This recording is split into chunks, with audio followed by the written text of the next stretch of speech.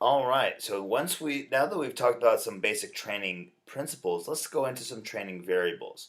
But before we get into the full-on training variables of reps, sets, and rest intervals and so on, let's talk about these three variables that need to be asked and answered in a training program or a training workout. One, is the program realistic?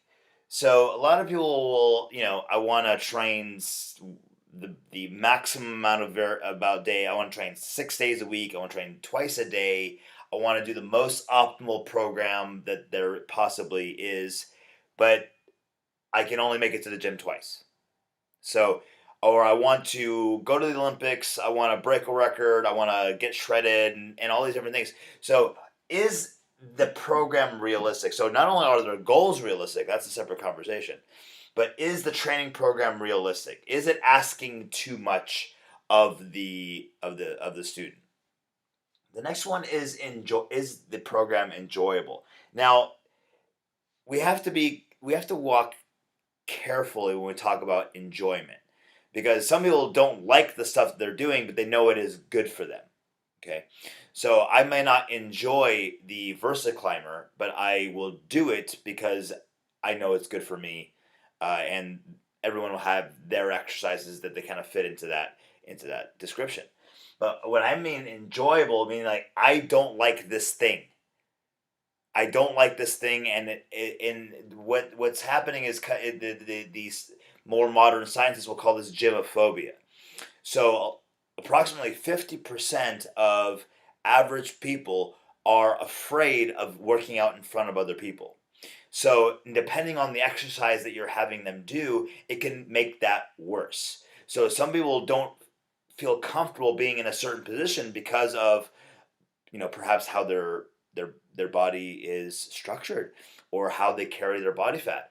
There's a ton of reasons. So when I say enjoyable, is this going to make them more apprehensive and more phobic of being in the gym and doing exercise? So some I know of students who won't even come into the gym because they don't want to do the certain thing, not because it's hard, because it just makes them feel uncoordinated. It makes them feel weak or heavy or fat. There's a variety of reasons here. So, is it enjoyable? And number three, is it flexible? So, even if it's a good program, it's a well designed program, is it able to be modified to meet the needs of that student on that particular day?